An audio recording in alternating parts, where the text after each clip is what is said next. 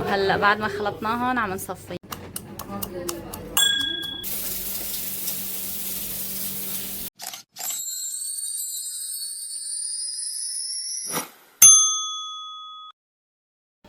هلا نساوي قهوة. السلام عليكم ورحمة الله وبركاته. الله يسعد لي أوقاتكم يا رب، وأهلا وسهلا فيكم. معي أنا أم كرم، مستمرة معكم إن شاء الله بفيديو جديد من زيارتي بسوريا. واليوم رح شارك معكم إن شاء الله بهذا الفيديو يومين، ومن ضمنهم رح يكون تحضير وتجهيزات لعزيمة إن شاء الله. فتابعوا الفيديو للآخير واعطوني رأيكم بالتعليقات.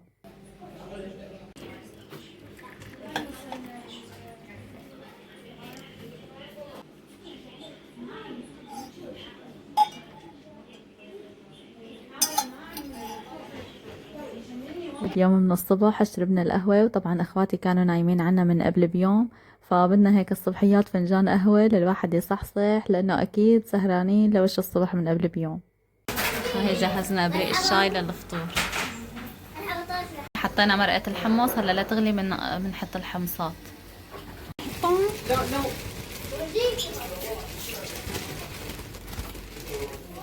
وهي الحمصات هلا بقى بنسخنهم ونساويهم.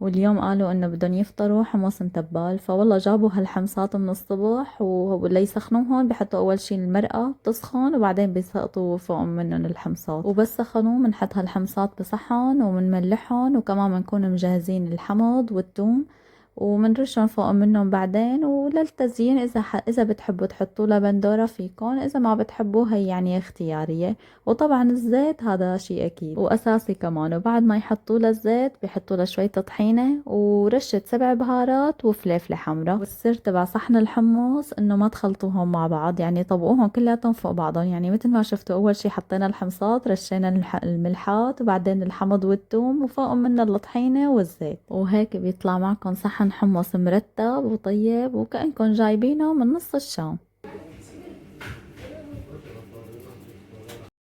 وهيك كان فطورنا، ما شاء الله طلع فطور بشهي. الله يسلم ايديهم يا رب ويعطيهم الف عافية. وهلأ بعد الفطور فامي بدها تساوي عصير توت شامي، فاول شي هي بتخلطهم على الخلاط، يعني بتخلطهم منيح، وبعدين بتصفيهم بمصفاية مو بمنخلة، لانه بمنخلة حياكلوا كتير كتير وقت وبدهم كتير شغل. فبمصفاية بيجوا الصقوبة تبعاتها اكبر، بتصفيهم وبعدين بصيروا جاهزين. هون التوت الشامي عم يعصروا توت شامي، وهلا بعد ما خلطناهم عم نصفيهم عصير توت شامي، وبنحط لهم يمكن سكر كمان.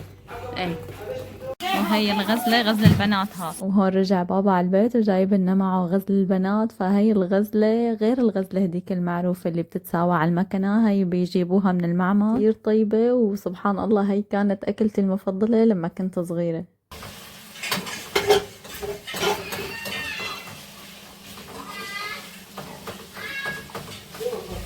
وهون جهزوا الغدا طبعا بقلب النهار، ساووا هالباذنجانات قلوهن وجهزوهم، فاليوم الغدا مقلوب ان شاء الله. فالمقلوبة إلها كذا طريقة، في عالم بتطبقها تطبيق بالطنجرة وبيقلبوها قلب على اسمها، يعني هي اسمها مقلوبة فبتنحط بالطنجرة وبيقلبوها قلب. وفي عالم لا، يعني مثل حكايتنا نحن بنساوي الرز اول، بعدين بنحط على وشها البندورة، بعدين بنحط على وشها الباذنجان. هو سبحان الله يعني كل مين عنده منه طريقته الخاصة بالطبخ. فهون عنا ببيت اهلي كل واحد بيحب شكل، ناس ما بتحب معملنا بندورة، في منهم ما بيحبوا معملنا باذنجان، فهيك بنساوي صحون لكل واحد كيف هو بيحب. بعد ما نطبق الصحون كلياتها ونجهزها، فهون نحن بنسقي الرز بمرقة الباذنجان. هي مرقة الباذنجان بعد ما نحن نقلي الباذنجان بنحط له شوية مي وبنتركه يغلي شوي. هي المرقة كتير طيبة وبتعطي طعمة كتير طيبة للرز. وكمان ساوينا قدام منهم لبن بخيار. هلا هي كمان حسب الرغبة، عالم بتحب لبن بخيار، عالم ممكن تساوي سلطة، وفيكن تاكلوها كمان بدون شي، كل مين هو وشلون بحب.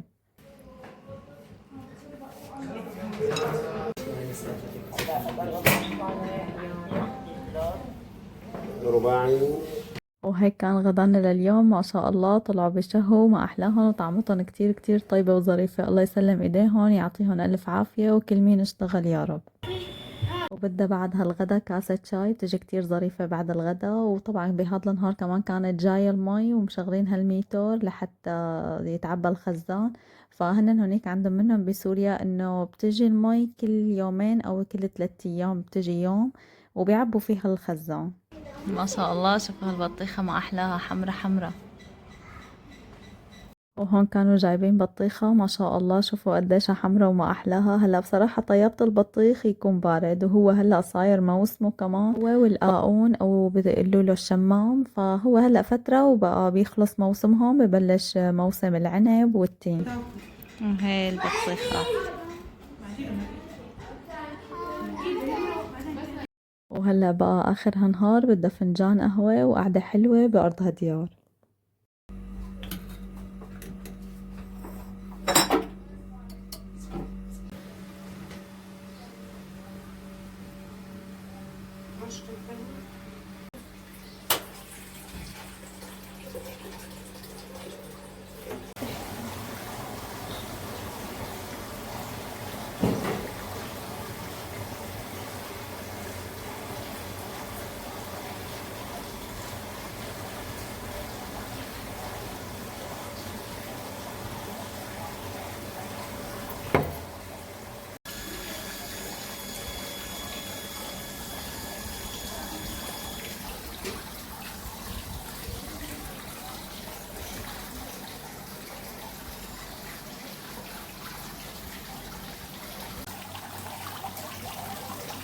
هون كانوا معبين هالشلال ومشغلينه. شوفوا ما شاء الله القعدة بأرضها ديار، وهيك المسويات الهوا رطب وحلو عن جد. القعدة بتاخد العقل. اللي بيحلي القعدة بأرضها ديار الزريعة الخضراء ما شاء الله. أمي بتحب هاي العرق الأخضر، فكتير بتهتم بهاي التفاصيل. عبية البيت زرايا، يعني إن كان فوق بالمشرقة ولا إن كان بأرضها ديار ولا إن كان بالكريدور، يعني ملي البيت زرايا كلياتها زريعة وعروق خضراء. وهاي صينية التسقية، شوفوا ما شاء الله شو بيشوفوا.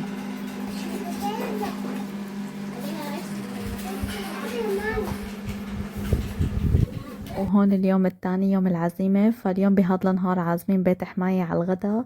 فمن الصبح بكير اليوم فطرنا أول شي، وبعدين جهزنا هالقهوة رح نشرب القهوة، وبعدين الواحد بيتفضل لشغل تحضيرات والتجهيزات للغدا والقعدة كمان.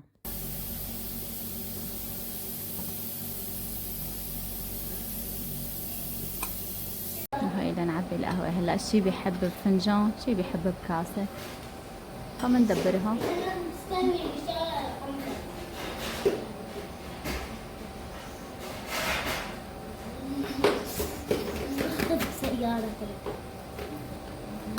والقهوة طافة كمان. أنا إلي الكاسة. شوفوا ما شاء الله لون الزريعة.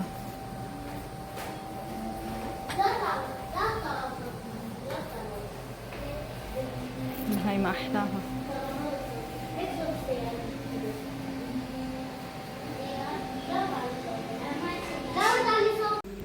هاي عم نجهز هدول بسماشكات.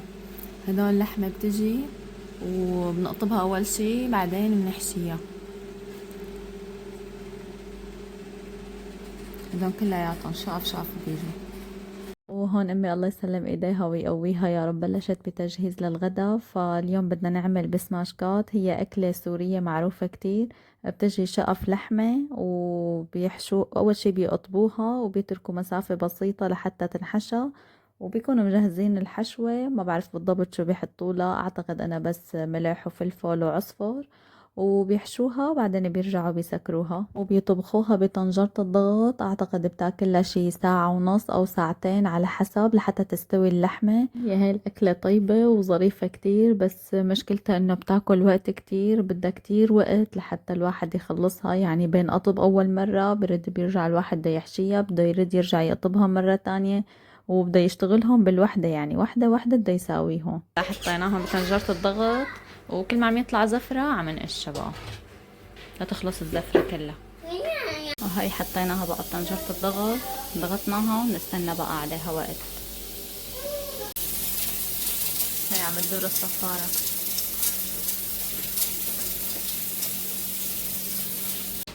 هي اللي نشق عليها هلا.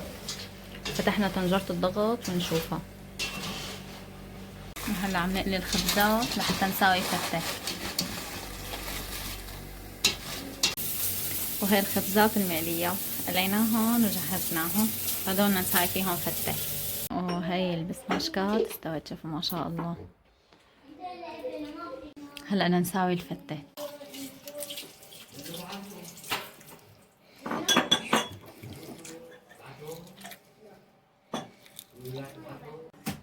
وهي الطحينة.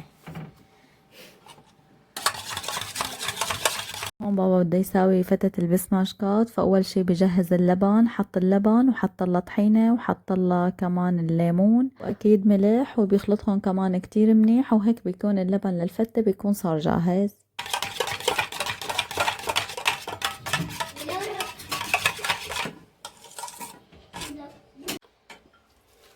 هلا أول شي بنسقي الخبزات بالمرقة.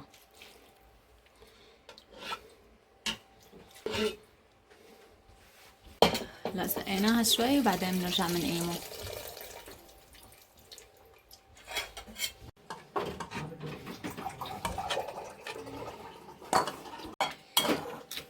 اول شي مثل ما شفتوا حطينا شوي بقلب الزبدية من الخبز المقلي، وحط لهم شوية مرقة، تركناهم يمكن شي نص دقيقة مو كتير، ورجعنا صفينا المرقة منهم، وبعدين بحط اللبنات فوق منهم، بخلطهم شوي بعدين برجع بحط لبن منيح. بعد ما حط شوية لبن مع الخبزة وحركهم شوي، رجع ضاف اللبنات الكمالة، وهيك ملس شوي الوش تبعه مشان يطلع شكلهم مرتب، وبعدين حط له اللحمة المسلوقة وشوية لوز وشوية رشة فلفل يعني وسمنة. بتطلع معكم أطيب فتة عن جد كتير طيبة، وبنصحكم تجربوها إذا ما بتعرفوها.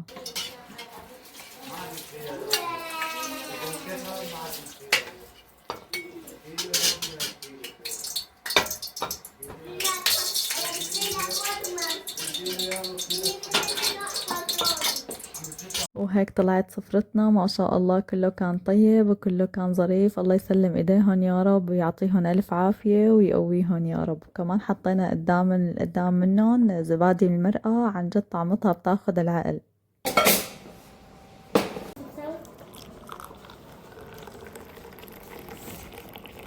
واطيب شي بعد اكلة هالزفر هي كاسة الشاي. والله ساوينا كاسة شاي بعد هالغدا وشربنا. وبعد كاسة هالشاي زبطنا صحون هالفواكه. عن جد الفواكه بالصيف بتبل القلب كتير، يعني الواحد بيكون نشفان قلبه بياكل قطعة بطيخة بتلاقوا عن جد مبل قلبه كتير، خصوصي اذا كانت البطيخة باردة بينبل قلبه بهالشوبة.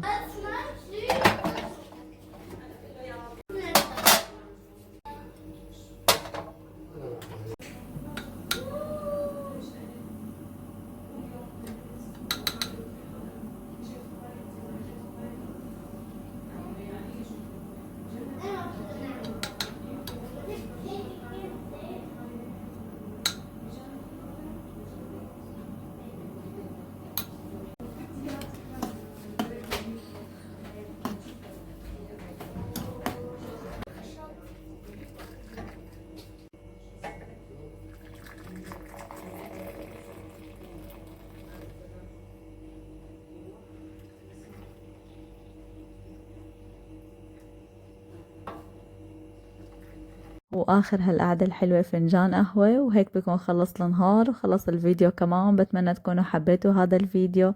اذا حبيتوا هذا الفيديو لا تنسوا تشتركوا بالقناة اذا مالكم مشتركين، تحطوا لي لايك، كتبوا لي تعليقات حلوة. ان شاء الله مكملة معكم بفيديوهات من زيارتي بسوريا، فلا تنسوا تفعلوا زر الجرس حتى يصلكم كل جديد بنزله. وبشكر الجميع على المتابعة، والسلام عليكم ورحمة الله وبركاته.